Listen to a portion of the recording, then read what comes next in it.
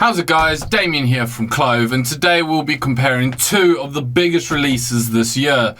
It is of course the Huawei Mate 20 Pro and the Google Pixel 3 XL. Now both devices have been hugely popular here at Clove already, and deciding which one is best is going to be tricky. So we've decided to put a step-by-step guide to help you come to that decision. Both flagship offerings have been praised for their nippy processors and top-of-the-class photography. But how do the two really compare? Let's have a closer look. Now the trademark twilight finish of the Huawei Mate 20 Pro is probably the first thing that catches your eye when you look at these two devices. Huawei have become synonymous with providing gorgeous designs, and the Mate 20 Pro is certainly no different. The device comes fitted with a very large 6.39-inch full-view Quad HD display that offers an impressive 3120 by 1440 pixel ratio. The Full HD screen of the Pixel 3 XL is a little bit smaller at 6.3 inches. With a 2280 by 1080 pixel ratio, it's offering, although smaller than the Mate 20 Pro, is still pretty impressive. So the screen size is probably more down to a personal preference. Much to the dismay of many, as you can see, both devices have followed recent trends that come with the infamous notch. Huawei have used this to house their facial recognition cameras and software, whilst Google uses to hold their two dual-facing front cameras. The notch of the Pixel device is larger and perhaps unjustifiably so.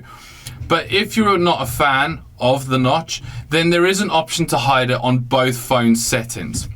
Regardless of what you think, the notch do allow for higher screen to body ratio, and the Mate 20 Pro comes in at 87.78%, whilst the Pixel 3 XL is slightly lower at 83% screen to body ratio. So not a great deal of difference.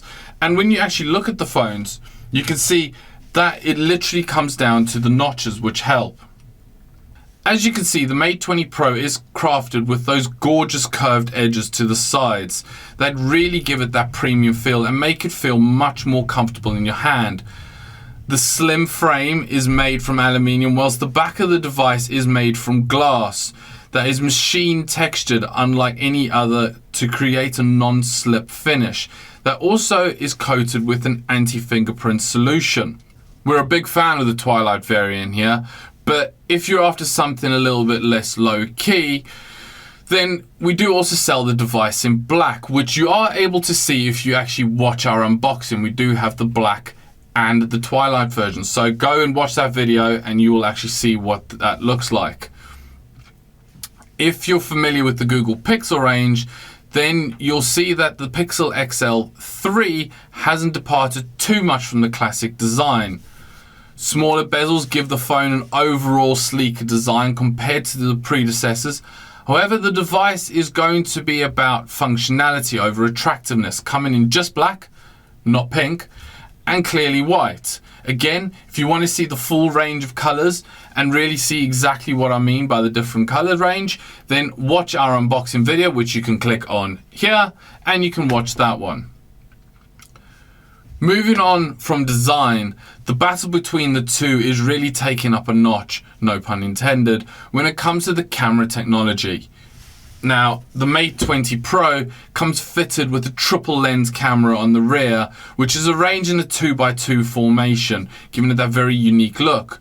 Now, the three cameras are made up of a 40 megapixel 1.8 aperture main sensor, a 20 megapixel 2.2 aperture wide ultra wide angle lens, and an 8 megapixel 2.4 telephoto lens, all but guaranteeing you perfect pictures every single time.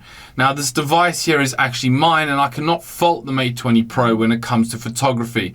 This really is one of the best smartphone cameras currently on the market, and I've been able to take some very impressive photos on this very easily due to the AI tech that's built into the Huawei Mate phones. Now in comparison, the Google Pixel 3 comes with one single 12.2 megapixel rear camera located there. You might be wondering how the device can compete with such a tank like the Mate 20 Pro. And you would be right to be wondering this, but everything comes down to Google's impressive software rather than hardware, because Google believe that no matter how much hardware you throw at it, the software is really what makes it, and that's what they're trying to prove in this device right here. The single lens still able to take some beautiful pictures. Now the single lens comes with a 1.8 aperture as well as an intelligent optical and electrical stabilization, which is coupled with Google's unmatched software processing and pixel vision core chip, as they call it, to deliver extraordinary images. A wealth of new features such as the super res zoom, top shot, which takes a number of photos automatically and selects the best one, and photo booth, which detects certain facial expressions to click. Ensure that Google's camera software cannot be rivaled. If selfies are your thing, then you'll be pleased to hear that the Pixel 3 comes with two dual facing front camera setup, both lenses measuring at 8 megapixels. The first lens comes with a 1.8 aperture and the second camera comes with a 2.2 aperture. And the second lens is also an ultra wide angle lens, allowing you to fit everyone into those big group selfies. In comparison, the Mate 20 Pro offers a respectable 24 megapixel selfie camera on the front with a 2.2 aperture as well.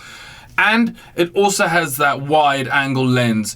So taking top quality selfies on either of these devices is not going to be a problem. But the Pixel 3 has taken the title of best selfie phone. So if selfies are your thing, you're going to want to go for the Pixel 3 XL. If taking beautiful landscape photos and things like that are more your thing, then the Huawei Mate 20 takes that leaps and bounds. Now, if you're looking at a flagship device, then performance is going to be something that comes into it. You're going to need something that lasts all day. So you'll be pleased to hear that the Huawei Mate 20 has a monstrous 4200 milliamp hour battery. And the Pixel 3, well, only comes in at 3430 milliamp offering. And I've got to say, I've been using, well, obviously this one's mine, but I've been using both these devices for a little while now. And you cannot compare the battery levels of either of these two. When I get to the end of the day, I've still got 30-40% left on this one, where this one's rocking at around 20 minus that, just due to the fact of normal use. So you really can see that extra battery where it actually goes. As you might know, and you might be aware out there, these are the first devices from both manufacturers to actually feature wireless charging. The Huawei Mate 20 came out with the first time to have wireless charging built into one of their phones. And so is the actual Google Pixel 3, is the first Pixel to have wireless charging. And both work incredibly well and can be used with any Qi wireless charger, as we can test here. Place that on a Samsung wireless charger straight away. Place the Huawei on there, and again, takes charge straight away. No issues whatsoever. And that's using a Samsung charger. So it doesn't matter what Qi charger you've already got those wireless chargers there ready to go. Move that out of the way. Impressive, but Huawei completely blows us out of the water with its super fast charger via a 40-watt adapter. This offers a charge from 0 to 70% in just 30 minutes, which is incredible. It is one of the quickest charging devices around right now. But it doesn't just end there for Huawei. No, having the fastest plugged-in charger wasn't enough for them. No. What did they decide to do? They also made the world's fastest wireless charger at 15 watts. Now, I'm still waiting for mine to arrive, so I haven't actually tested it out yet. But it is supposed to be the quickest charger of any wireless charger ever put on the market. So we'll have to see on that one exactly how quick it is. Once I actually get one, I can test it for you and let you know myself. Both devices run Android's latest system, which is Android 9, also known as Pie. Now, whilst Huawei comes in with its latest chipset, the Kirin 980 chipset, and the Pixel 3 comes in with Qualcomm's latest Snapdragon 845 processor, it's very difficult to compare the two, although a lot have been saying that Huawei's chipset is far superior to the 845. But Qualcomm are about to bring out their next processor, although it won't be featured in either or in any of the Pixels at the moment. So in terms of the processor, it very much seems that Huawei's one is a lot quicker on paper, but in practice I haven't noticed any difference really. I've loaded up loads of apps and they've all loaded at exactly the same time. Haven't really had any issues whatsoever there. Now when it comes down to price, as always you're going to want to know which one is the better value for money, and it's a tough one because both of these devices have very different features that are both make them very interesting devices.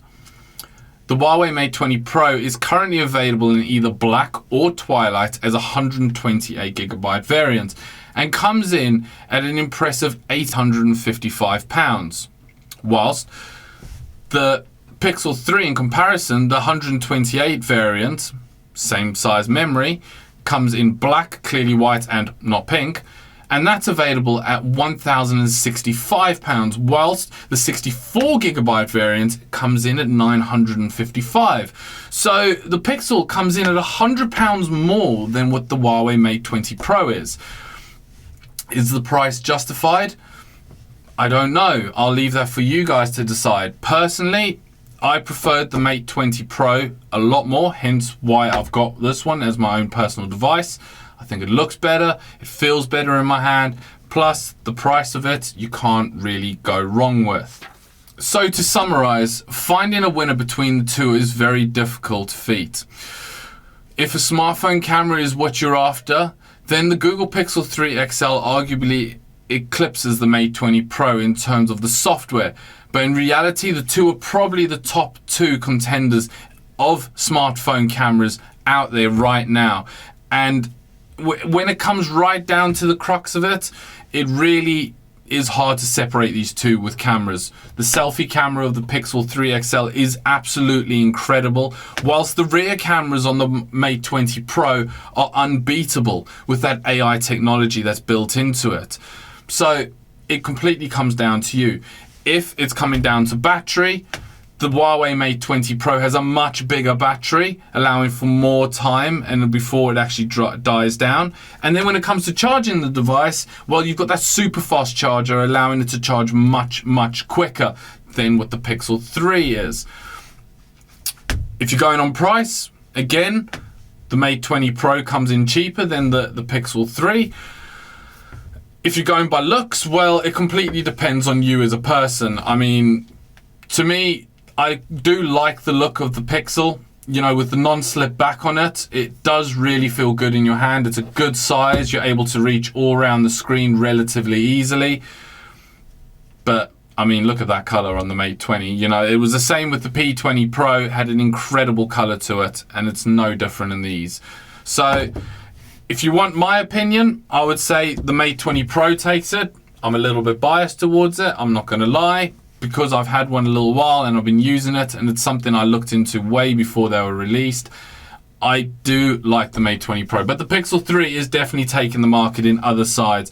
You know, you've got the best Android version that you can possibly run on an Android phone available in this device, and it does really run very smoothly. Now, if you want to have a closer look at the two of these up close, if you want to have a look at the Mate 20 and you want to purchase it, have a look at the link here and you'll be able to find all the details here. For the Pixel 3, if you want to find out more about that and to get your one for yourself, click on the link just here and you'll go straight through to the website. Now make sure to subscribe to our channel as always, guys. Like the video, and if you've got any questions or anything you want to go through, and also what you think of the comparison video. Was I fair? Do you think I missed some details? Leave a comment below and I'll be sure to come straight back to you. Again, follow us on Instagram, Twitter, Facebook, the blog, everywhere else to keep up to date with all the latest news. Again, thank you for watching, guys, and I'll catch you again next time.